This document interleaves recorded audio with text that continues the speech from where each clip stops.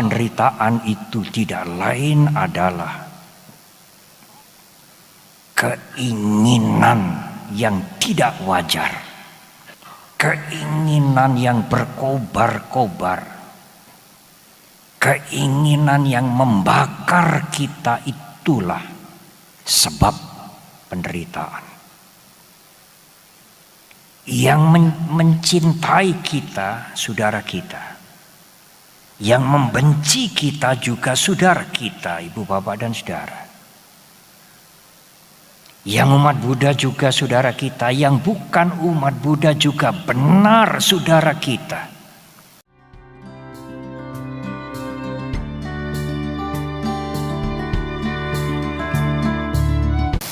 Pada bulan purnama di bulan Waisakha, Guru Agung kita melihat dengan terang, dengan jelas sekali apa yang menjadi sebab penderitaan.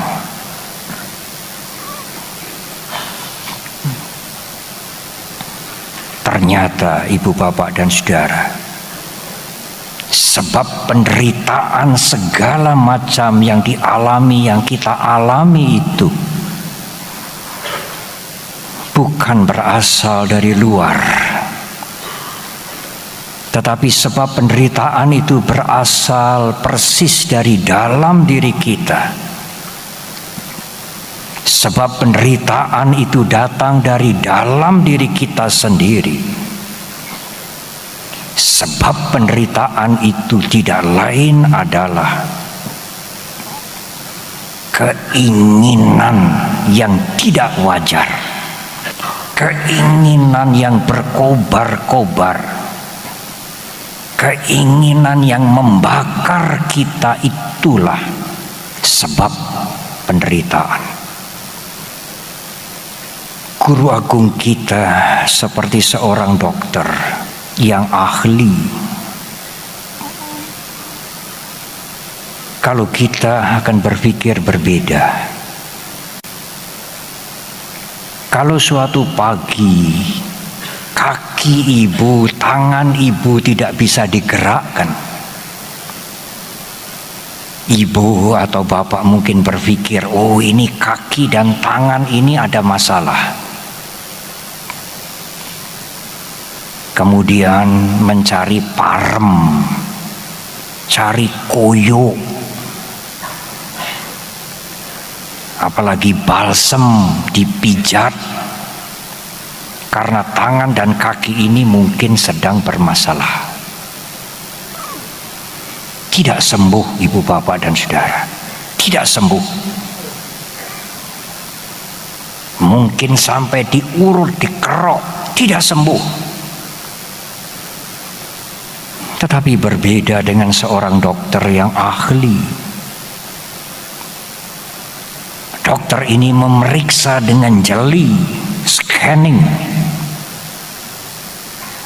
Akhirnya diketemukan sebab kaki dan tangan tidak bisa bergerak itu. Sebabnya bukan di kaki, sebabnya bukan di tangan, tetapi sebabnya ada penyumbatan di otak ini. Sebab itu harus diatasi. Guru Agung kita Buddha Gautama seperti dokter yang ahli. Dalam bahasa Pali dikatakan baik saja guru. Guru Agung kita seperti dokter yang mencari sebab penderitaan. Seorang dokter tidak hanya mengobati gejalanya. Kalau saudara memberikan bantuan ala kadarnya memang baik. Memberikan sembako, sedikit uang memang baik. Tetapi itu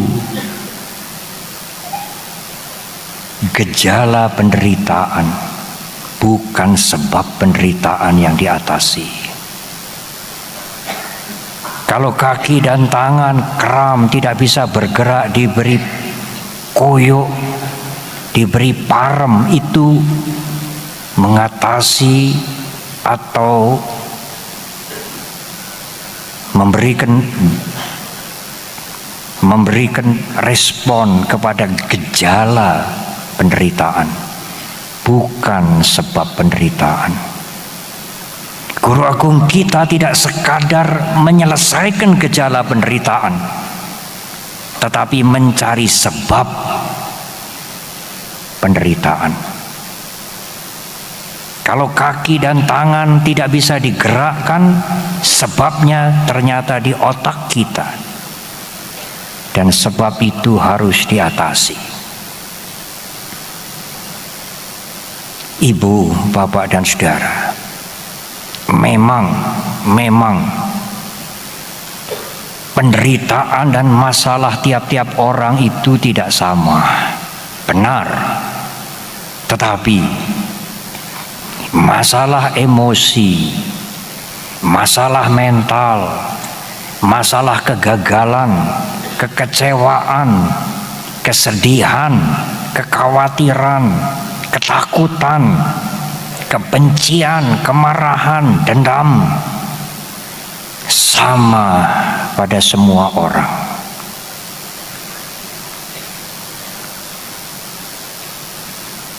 Kesamaan penderitaan, kesamaan masalah yang dihadapi semua orang inilah, ibu, bapak dan saudara, yang membuat kita merasa satu,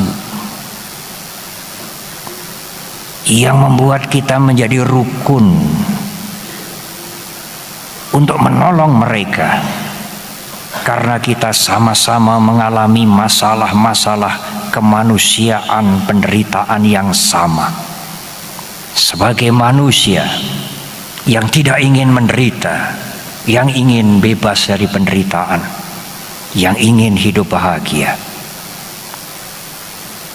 yang mencintai kita, saudara kita, yang membenci kita juga saudara kita, ibu bapak dan saudara, yang umat Buddha juga saudara kita, yang bukan umat Buddha juga benar saudara kita.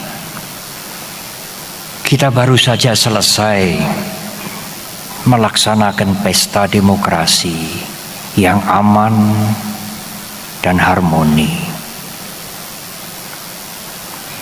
Izinkan saya tidak menggunakan istilah kalah menang. Yang berhasil dalam pesta demokrasi ini saudara kita. Tetapi yang tidak berhasil juga saudara kita. Yang mendukung kita saudara kita. Yang tidak sefaham dengan kita juga saudara kita, saudara. Yang sama-sama ingin bebas dari penderitaan, yang sama-sama ingin hidup bahagia. Tetapi Guru Agung kita mencari lebih mendalam. Dan kalau keinginan itu diikuti, dituruti, maka keinginan itu akan menimbulkan ketagihan dan kemelekatan. Guru Agung kita melihat keinginan yang berkobar-kobar itu muncul karena kita merasakan kenikmatan, kenyamanan, wedana dalam bahasa Pali. Merasa senang, nikmat, puas, nyaman, itulah provokator yang membakar keinginan kita. Tetapi mengapa kita bisa merasakan enak, nikmat? Ya, karena kita bisa kontak dengan dunia di luar kita. Mata melihat, telinga mendengar, membau, merasakan, pikiran merencanakan sesuatu, mengenang sesuatu. Panca indera dan pikiran itulah membuat kita bisa kontak dengan dunia di sekitar kita. Dan kontak itu menimbulkan perasaan. Perasaan itu membakar keinginan. Kita bisa kontak bisa berhubungan dengan dunia di sekitar kita, karena ada panca indera, ada pikiran.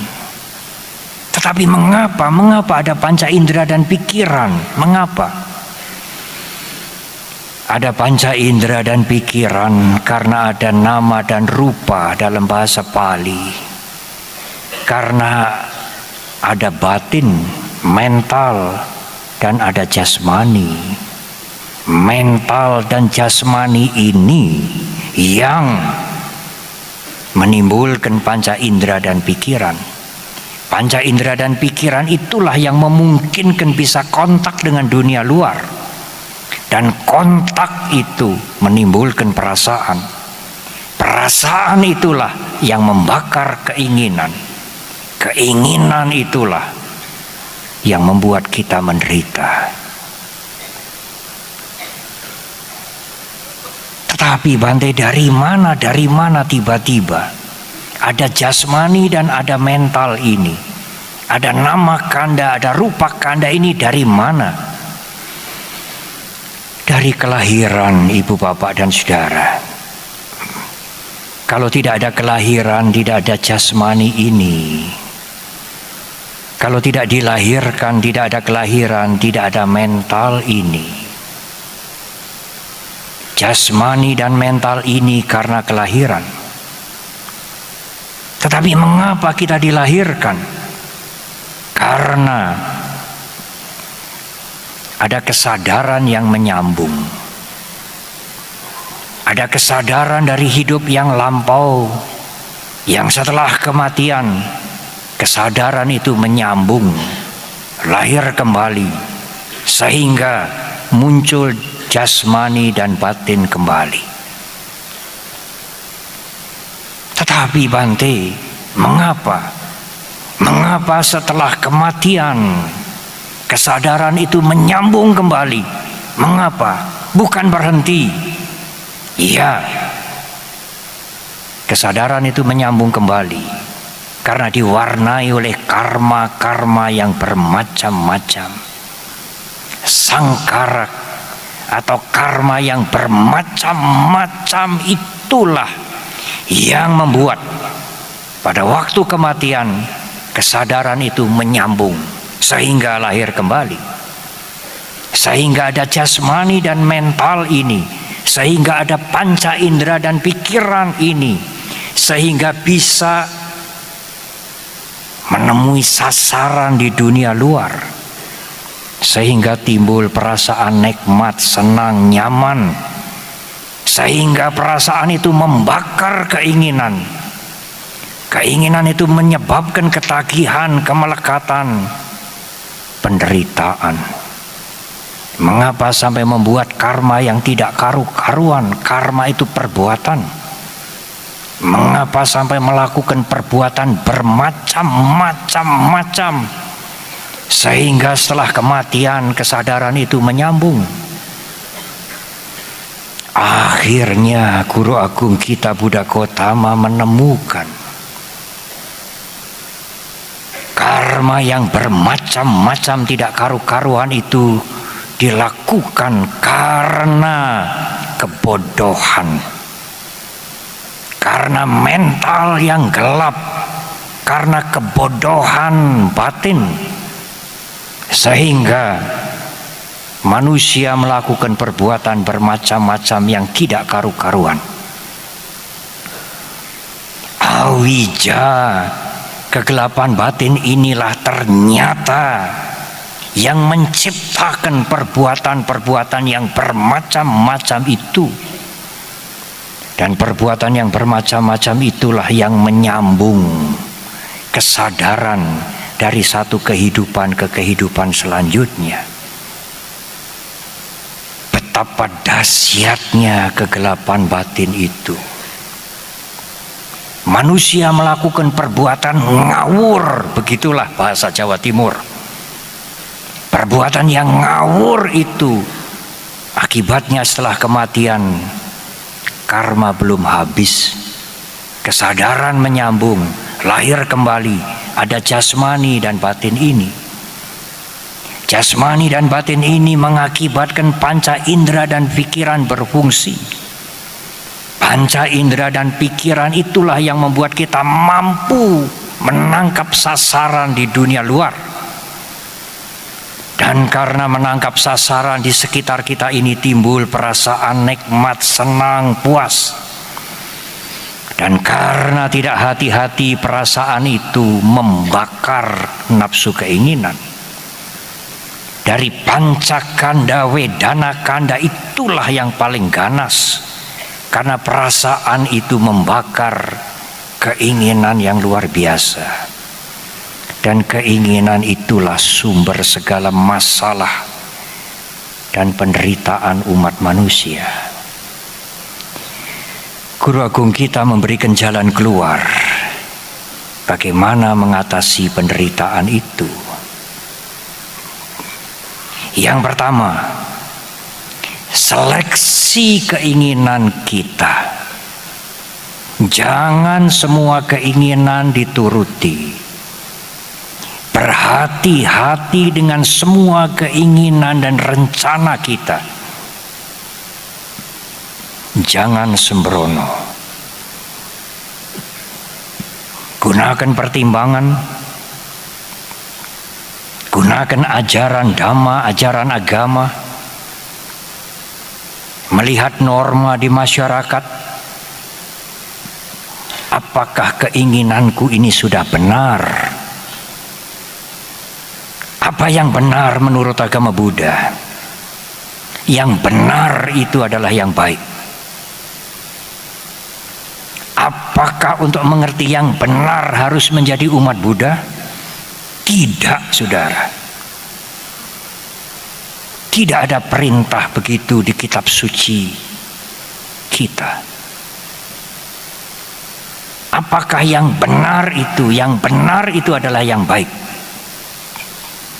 Yang kalau dilakukan berguna untuk diri sendiri dan bermanfaat untuk orang lain.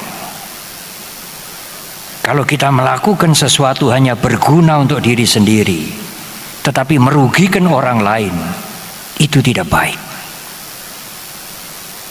Sesuatu itu harus berguna untuk diri sendiri dan bermanfaat untuk orang banyak.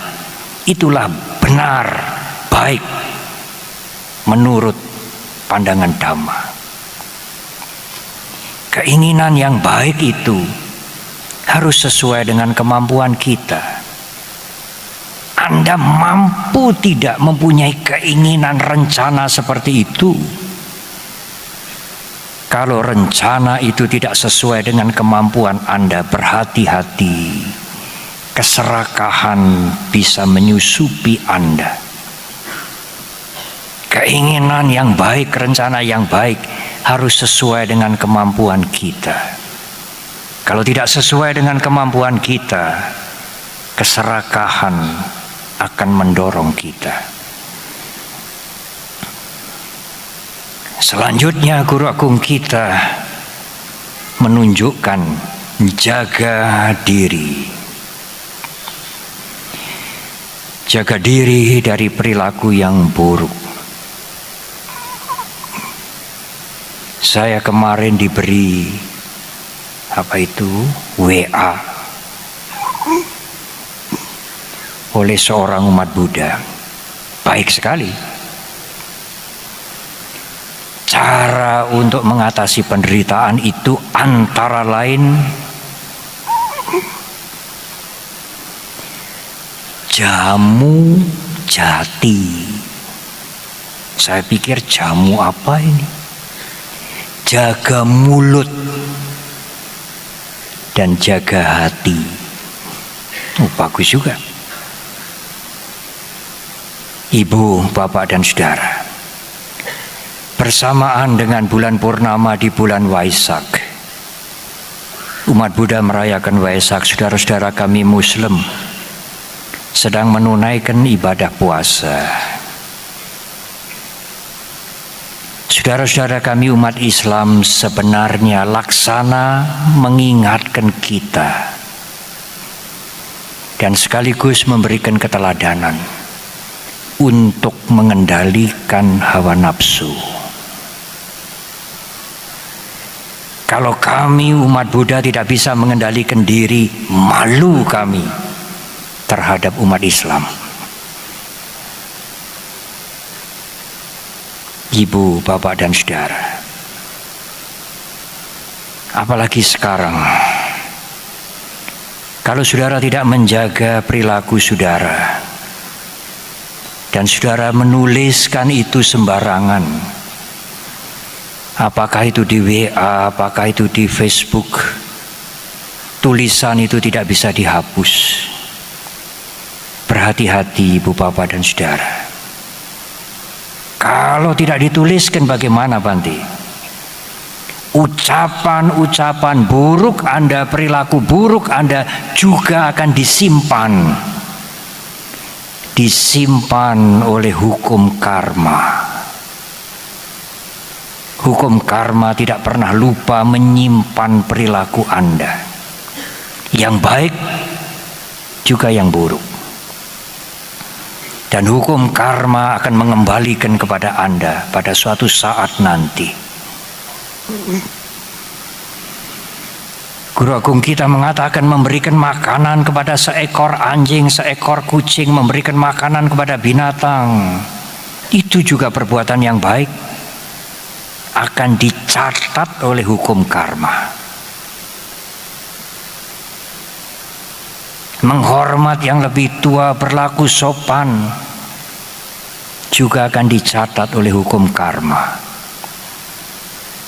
Tetapi keburukan yang ibu, bapak, dan saudara lakukan juga akan dicatat oleh hukum karma.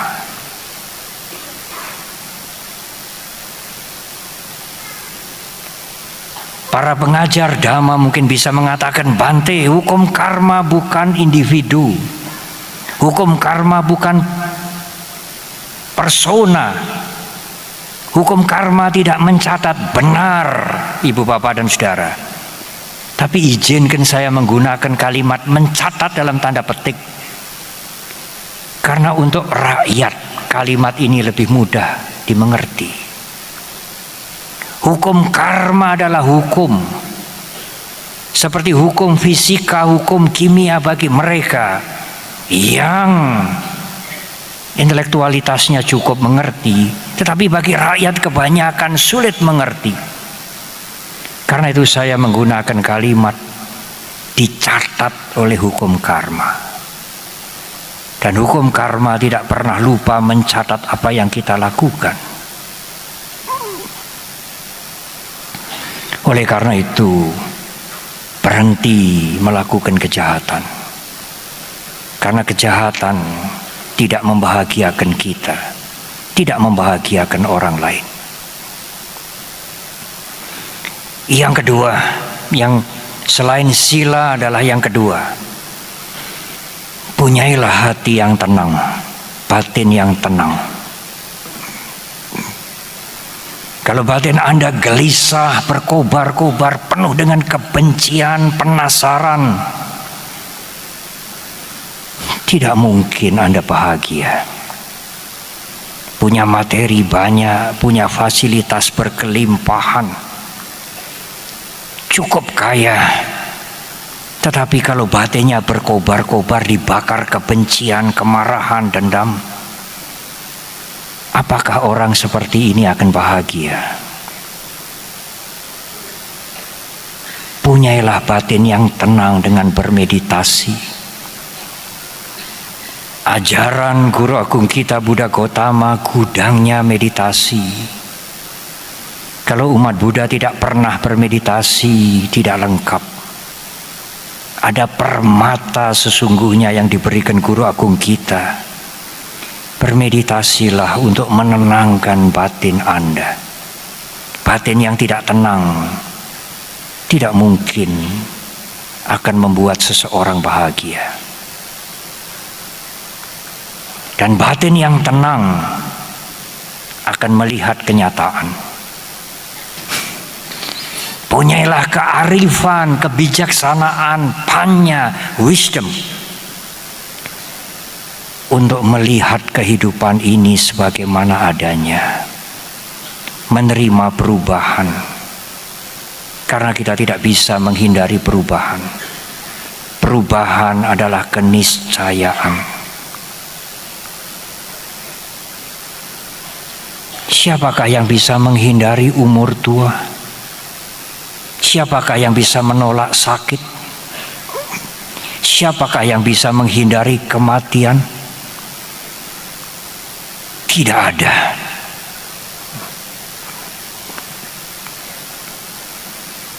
Pada saat batin kita tenang, umur tua tidak akan membuat kita galau, karena itu kewajaran. Sakit ya kita berobat, tetapi pada waktu sakit datang harus menerima, mengakui sakit sebagai sakit.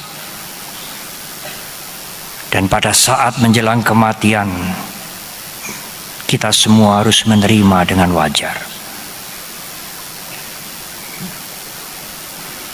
Guru Agung kita menjelaskan, kalau Anda bisa menerima umur tua yang tidak bisa dihindari, kalau Anda bisa menerima sakit sewaktu-waktu, kalau Anda bisa menerima kematian dengan wajar, Anda tidak akan menderita.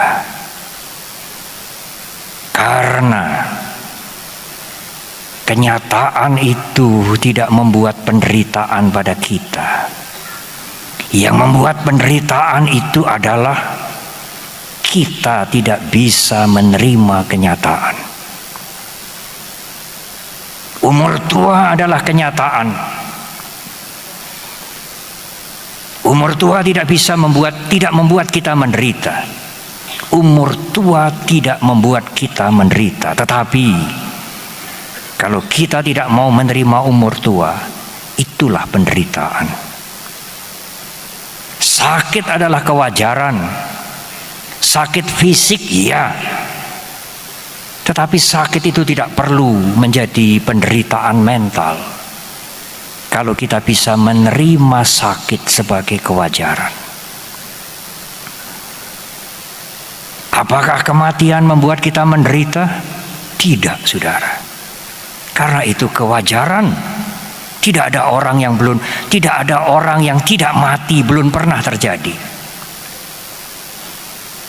Kematian tidak membuat kita menderita, tetapi tidak mau menerima kematian, itulah yang membuat kita sangat menderita. Kalau Anda sudah beranjak tua, keriput-keriput, terima saja ibu bapak dan saudara. Enggak usah ditarik-tarik, tidak usah. Keriput-keriput kebijaksanaan. Umur tua tidak membuat Anda menderita, tidak sama sekali. Tetapi tidak bisa menerima umur tua, itulah penderitaan. Untuk menerima perubahan, kita perlu ketenangan batin. Kita perlu mengendalikan perilaku kita, tidak ngawur, tidak melakukan karma-karma yang buruk. Karena kejahatan itu menggelisahkan kita, kebaikan menenteramkan kita. Kebaikan itulah yang mendorong kita mempunyai ketentraman batin. Ketentraman dan ketenangan batin itulah yang membuat kita siap menerima perubahan. Apa yang kami uraikan ini tidak hanya dialami oleh umat Buddha. Semuanya ini dialami oleh semua umat manusia. Oleh karena itulah yang membuat kita merasa sama, merasa satu. Sebagai sesama manusia yang mengalami masalah-masalah kemanusiaan yang sama.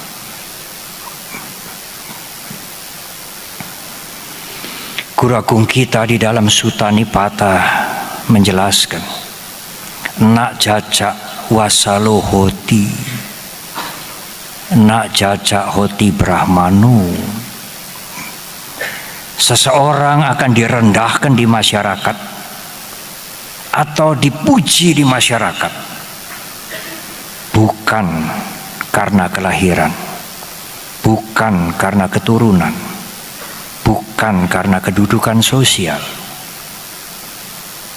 tetapi kamakna wasalohoti, kamakna hoti brahmanu.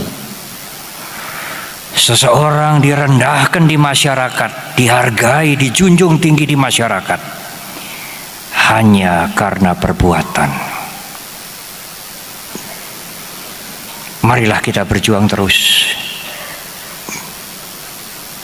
Kita tidak bisa hidup bahagia, mengatasi penderitaan dengan memohon.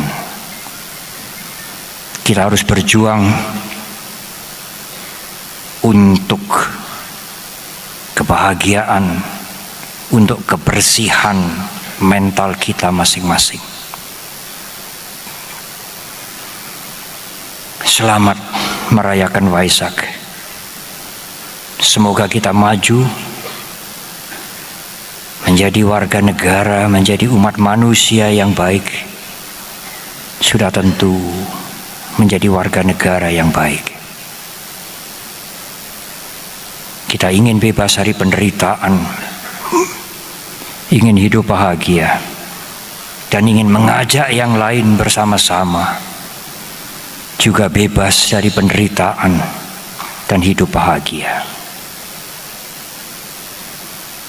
Semoga semua makhluk berbahagia. Terima kasih.